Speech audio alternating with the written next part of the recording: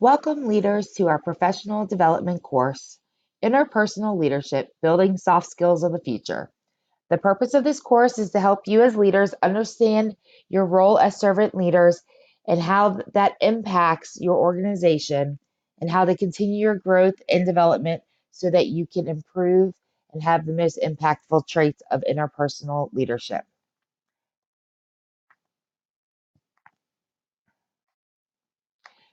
The objectives are leaders will understand the importance of their servant leader position and how that role has direct impact on the success of and culture of their organization.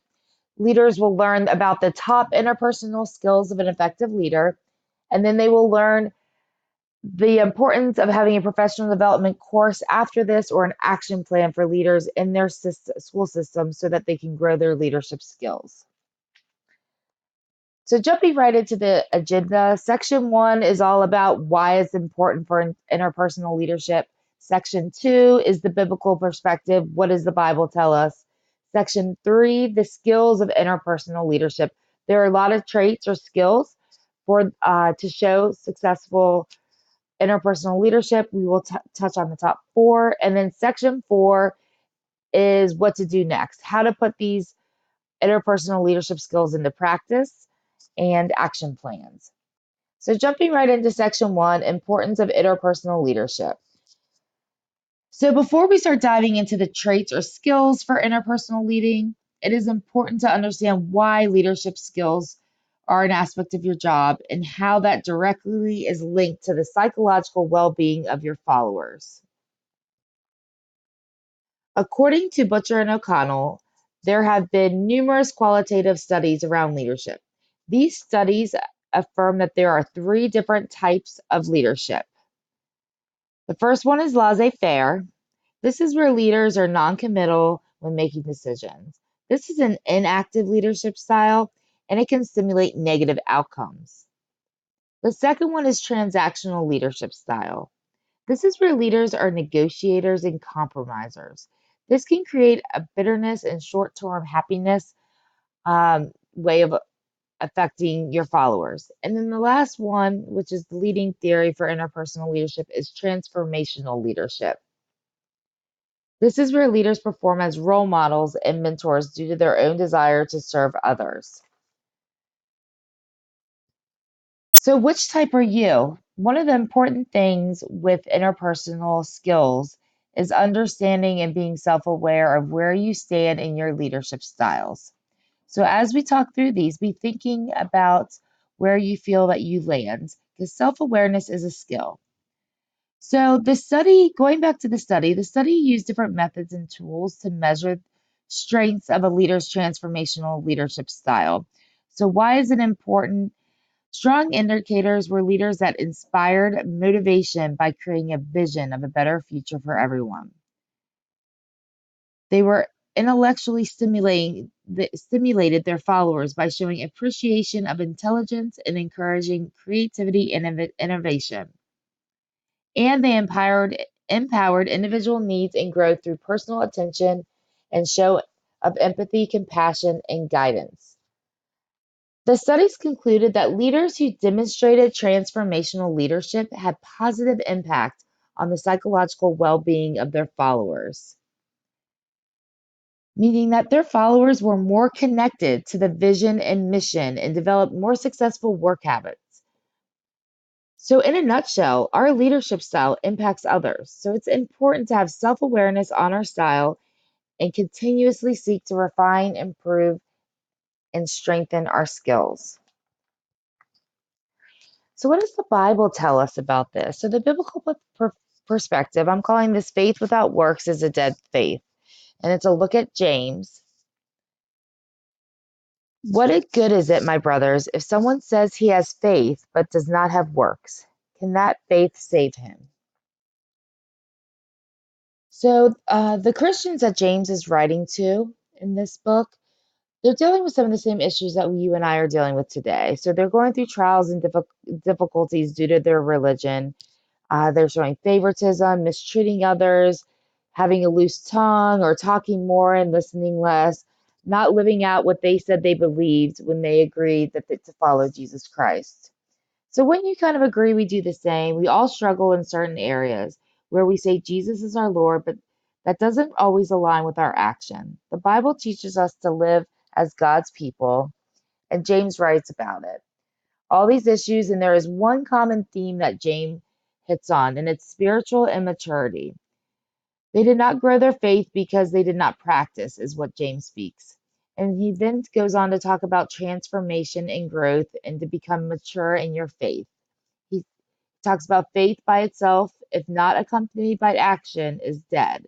So you need to take action to grow in your faith. James also uses the word perfect numerous times, but it doesn't mean what we think because it has Greek origins, he's using it to talk about spiritual maturity. We all need to grow in certain areas and we need to take action to grow.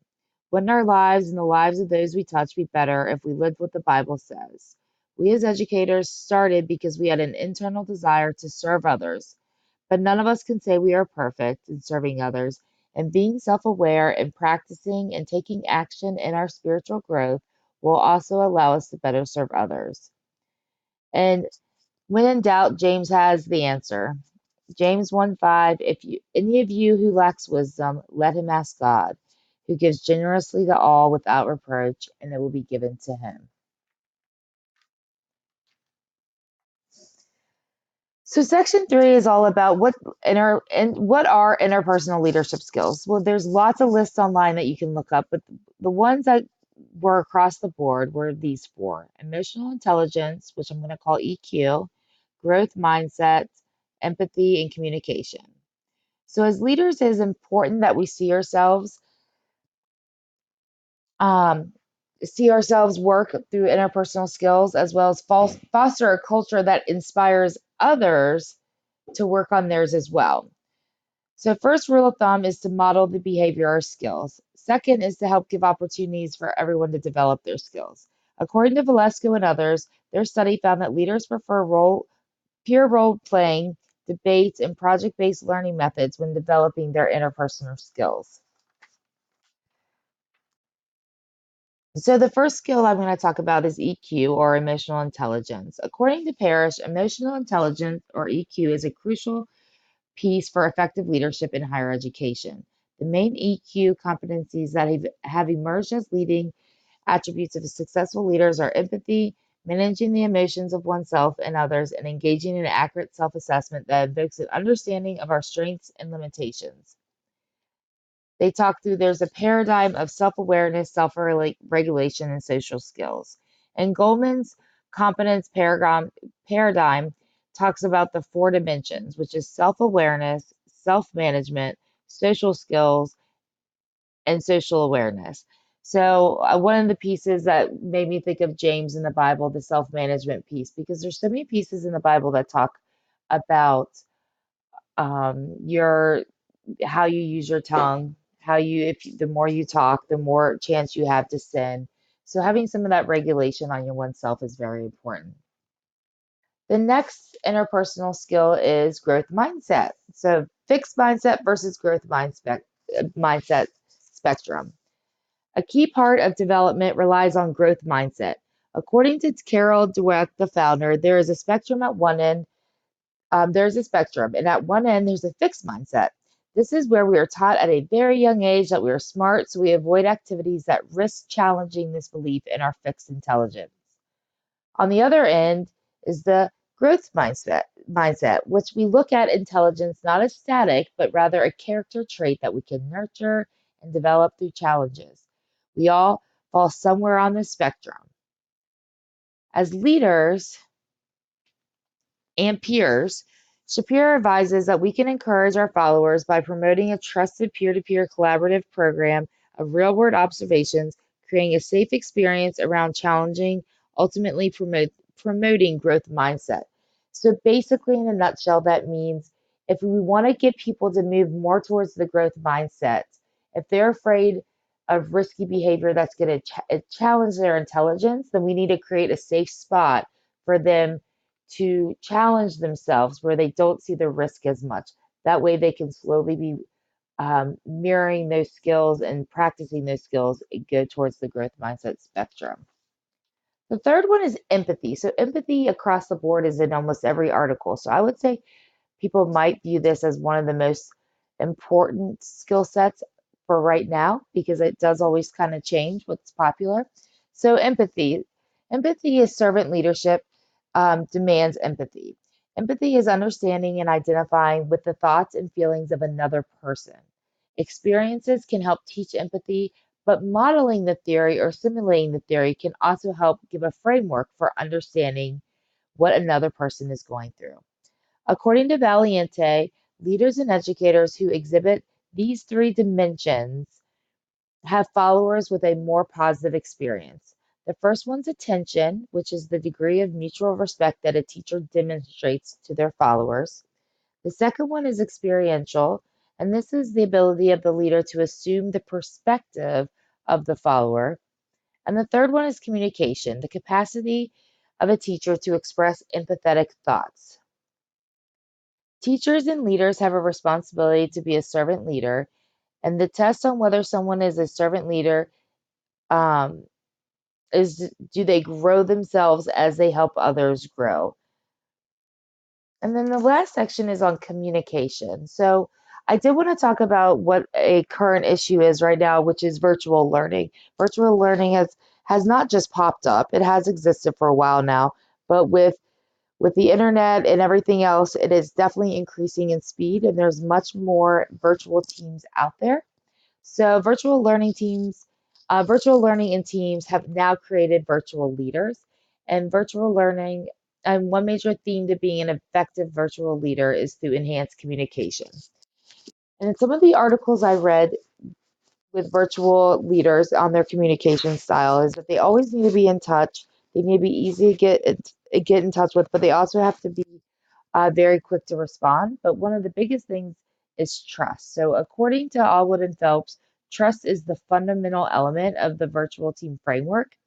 And so the communication must be clearly defined and the expectations have to be set um, to build that trust. And if you break that trust, then the communication actually starts breaking down. And if the communication breaks down, then it breaks down the trust some more. So it is a cycle that depends on each other. So trust and communication is very important for interpersonal skills. All right, so section 4 is like how to put interpersonal leadership into practice. So the purpose of this development video was to help guide down a path towards practice decision making and good judgment. There are countless articles and videos about learning to be a better leader. But they're only ideas. And do ideas really matter if they aren't actionable? As James wrote in the Bible, faith without practice is dead. Therefore, it's important to take action on your leadership skills because being a leader and a servant is part of your role.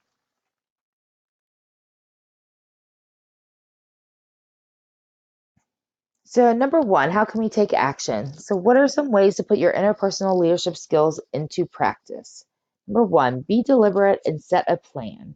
Establish a cadence, create a roadmap, add it to your calendar, make it a must that you are practicing interpersonal leadership skills, whether it is watching TED Talks, whether it's reading articles, or watching videos like this. The purpose is to be deliberate and set a plan up. Number two, is integrate training into your work. So, one of the bad habits of going to a professional development or a training and coming out of it feeling all pumped up about it, but you return to your job and you don't integrate anything that you learned in that training to your everyday job, and within a few weeks, it's all forgotten.